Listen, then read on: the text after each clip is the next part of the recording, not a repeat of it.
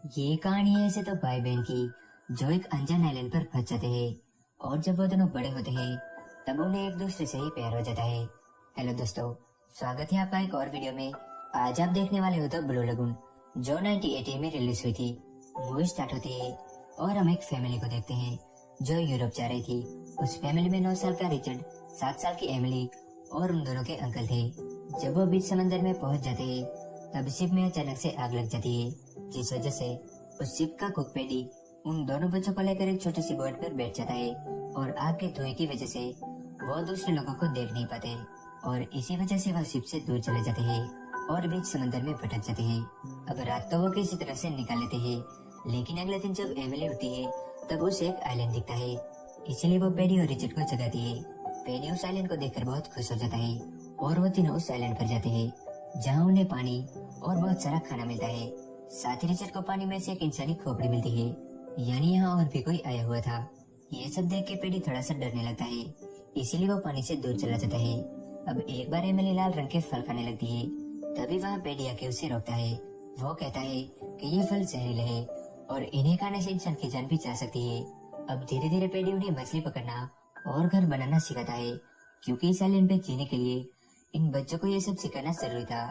फिर एक बार रात को पेडी जब बैठा था तब उस आइलैंड की दूसरी तरफ से कुछ आवाज सुनाई देती है। तो अगली रात पेडी उस जगह जाता है जहाँ उसे बहुत सारा खून दिखाई देता है। ये देखकर पेडी डर जाता है और भागकर बच्चों के पास आता है। वो उनसे कहता है कि कभी भी आइलैंड की दूसरी साइड मत जाना, और अगले दिन वो खुद आइलैंड की दूसरी तरफ चला जाता है। जब सुबह होती है तब रिचर्ड और एमिली पेडी को ढूंढने लगते हैं और वो उन्हें मिल भी जाता है। जब वो उसे उठाने की कोशिश करते हैं तो उन्हें पता चलता है कि पेडी मर चुका है। अब ये देख के वो दोनों डर जाते हैं और वापस उसी साइड आ जाते हैं। अब यहाँ आके वो पेडी के सिखाए तरीकों से घर बनाते हैं और ऐसे ही अपना वक्त बिताते हैं। उन्होंने अब यहाँ रहना सीख लिया था और अब वो काफी बड़े भी हो गए थे। धीरे धीरे ये दोनों एक दूसरे की ओर अट्रैक्ट हो रहे थे, पर ये दोनों समझ नहीं पा रहे थे कि ये फीलिंग्स आखिर है किसकी।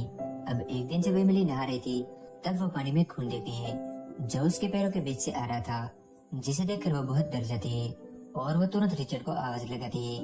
पर तभी उसे पता चलता है कि ये खून उसकी बॉडी से ही आ रहा है। दरअसल ये उसका पहला पीरियड था। जब रिचर्ड वहाँ आता है तब वो पानी में खून देखता है। तब वो एमिली से पूछता है कि क्या हुआ। तब एमिली कहती है कि यहाँ से चले जाओ। बाद में रिचर्ड एमिली से पूछता है कि वो खून कहाँ से आ रहा था। तब एमिली उसे कहती है कि मुझे नहीं पता, और वो उसे ठीक से जवाब भी नहीं देती। अब जैसे जैसे टाइम बीता है वो दोनों एक दूसरे की ओर और भी अट्रैक्ट हो रहे थे।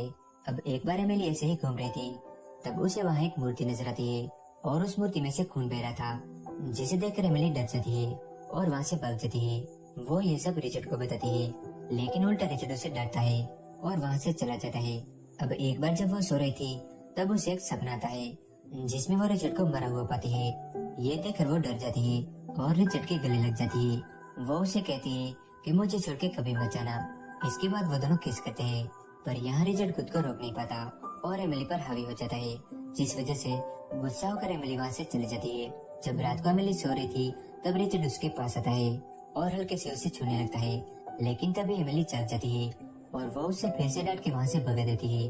रिचर्ड एमिली की ओर अट्रैक्ट हो रहा था, लेकिन एमिली उसे समझ नहीं पा रही थी। फिर एक बार रिचर्ड छुपके से अपने नोनू के साथ खेल रहा था, पर तभी एमिली उसे ऐसा करते हुए देख लेती है और उसे कुछ समझ नहीं आता कि रिचर्ड आखिर कर क्या रहा है।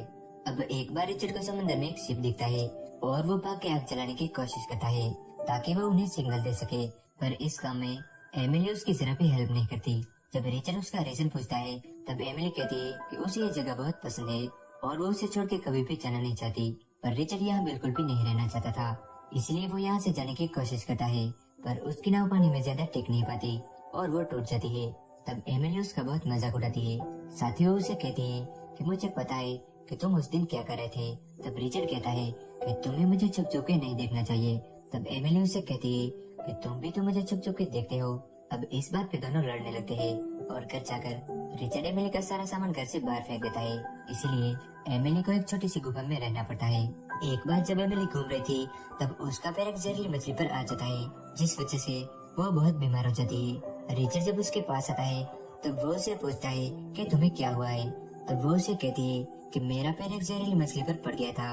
अब एमिली की ऐसी हालत देखकर रिचर्ड बहुत डर जाता है। एमिली उसे कहती है कि मुझे उस मूर्ति के पास ले चलो, क्योंकि वो उस मूर्ति को अपना गॉड मानती थी।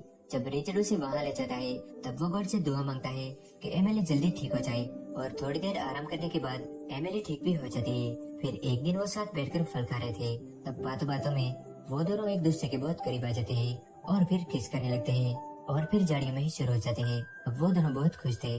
ऐसे ही कई दिन बीत जाते हैं। एक दिन एमिली रिचर्ड से कहती है कि उसकी तबीयत कुछ ठीक नहीं है। वो कहती है कि उसके पेट में कुछ है।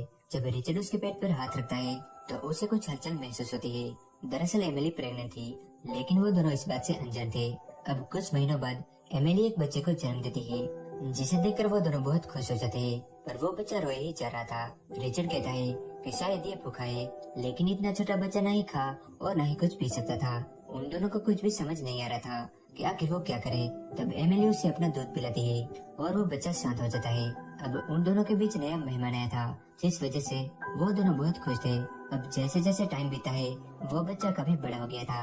एक दिन जब वो बीच पर घूम रहे थे तब रिचर्ड के फादर उस आइलैंड के पास से गुजरते हैं और वो रिचर्ड को देख भी लेते हैं, लेकिन वो उसे पहचान नहीं पाते। उन्हें लगा कि शायद कोई आदिवासी है, इसलिए वो वहाँ से चले जाते हैं। यहाँ रिचर्ड और एमिली भी उसे देख लेते हैं, पर वो अब इसी आइलैंड पर रहना चाहते थे। वो यहाँ पर बहुत ही खुश थे। एक दिन वो उसी जगह जाते हैं जहाँ वो पेड़ी के साथ पहली बार आए थे। इसी बीच वो बच्चा उस जहरीले फल को तोड़ लेता है और उसे बोर्ड पर रख देता है, जिसके बारे में उन दोनों को नहीं पता था। अब वापस आते टाइम वो बच्चा गलती से उस नाव के पतवार को पानी में फेंक देता है। तब एमिली उसे लेने के लिए रिचर्ड को आवाज लगाती है। जब रिचर्ड आता है तब एमिली देखती है कि रिचर्ड के पीछे एक शार्क आ रही है, इसलिए वो रिचर्ड को बचाने के लिए दूसरी पतवार भी शार्क को मार देती है। अब रिचर्ड तो बच जाता है, पर बिना पतवार के उनकी बोट तैरते हुए उस आइलैंड से दूर जा रही थी और देखते ही देखते वो समंदर में फिर से भटक जाते हैं। इनके पास न ही खाना और न ही पीने के लिए पानी था।